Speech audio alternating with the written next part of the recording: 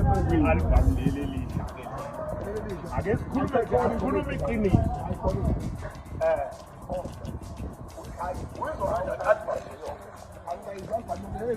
ubalazi uyangenela yini uphakathi la yini uphakathi la yini cha ingoba ingene la yini uyaqeda awungeni kodwa la yini